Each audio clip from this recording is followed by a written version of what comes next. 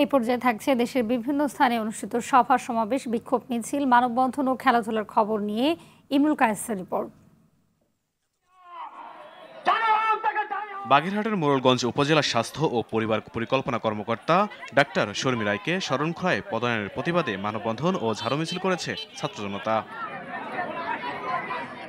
ভোলার তজুমুদ্দিন ও লালমোহনে বিএনপি ও অঙ্গ সংগঠনের নেতাকর্মীদের সঙ্গে মতবিনিময় করেছেন বিএনপির স্থায়ী কমিটির সদস্য ও সাবেক মন্ত্রী অবসরপ্রাপ্ত মেজর হাফিজউদ্দিন। এ সময় তিনি বলেন, অন্তর্বর্তী সরকারের পক্ষে সব সংস্কার সম্ভব নয়।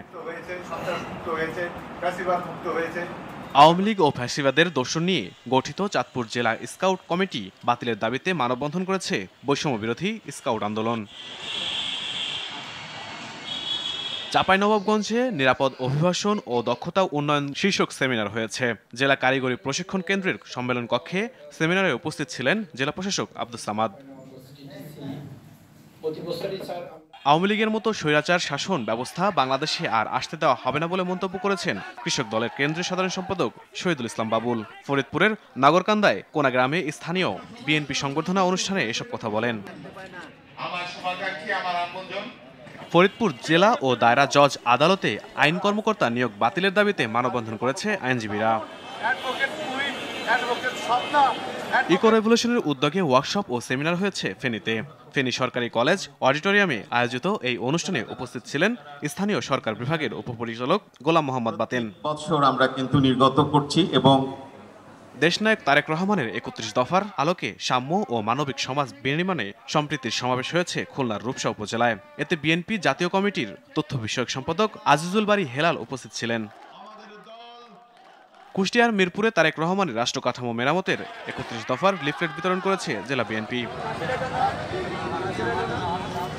পিরোজপুরের ভান্ডারিয়া থানা বিএনপির সদস্য সচিব মনির আকনের অন্যায় ও দুর্নীতির বিরুদ্ধে বিচারের দাবিতে ঝাড়ু মিছিল ও পুষ্পতলিকা দাহ করেছে বৈষম্য বিরোধী ছাত্র জনতা।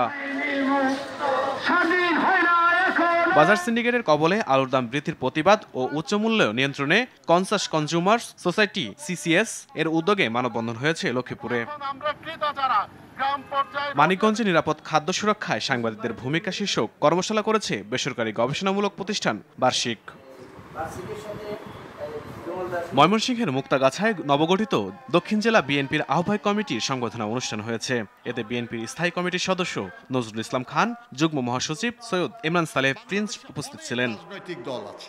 আজকে আপনারা অনুষ্ঠানের বৈষম্যবিরোধী ছাত্র আন্দোলনে আহতকে দিয়ে নিরীহদের আসামি করিয়ে মামলা বাণিজ্যের অভিযোগকে মিথ্যা ও অপপ্রচার উল্লেখ করে সংবাদ সম্মেলন করেছে রংপুর মহানগর বিএনপির আহ্বায়ক শামসুজ্জামান শামু। বাঙালির ইতিহাস ও ঐতিহ্যকে তুলে ধরতে নবান্ন উৎসব হয়েছে রাজশাহী বিশ্ববিদ্যালয়ে। বিশ্ববিদ্যালয়ের কৃষি অনুষদের সামনে বেলুন ও পায়রা উড়িয়ে উৎসবের উদ্বোধন করেন বিশ্ববিদ্যালয়ের উপাচার্য অধ্যাপক ডক্টর সালেহ হাসান নাকিব। বান্দরবনের পর্যটন শিল্প প্রসারে জেলার বিভিন্ন স্পটে ঘুরে বেড়াতে উন্নতমানের সাতখোলা বাস চালু করেছে। সকালে এই বাসের উদ্বোধন করেন বিশিষ্ট ব্যবসায়ী ও হোটেল হিলভিউ ট্যুরিস্ট বাসের মালিক কাজল কান্তি দাস।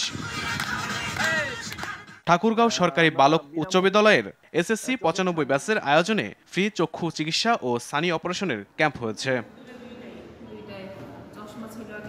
ঠাকুরগাঁওয়ের হাজিপাড়া আদর্শ ক্রীড়া সংসদের শর্টবার ফুটবল টুর্নামেন্টের ফাইনাল খেলা হয়েছে। ইমরুল কায়েস, RTV।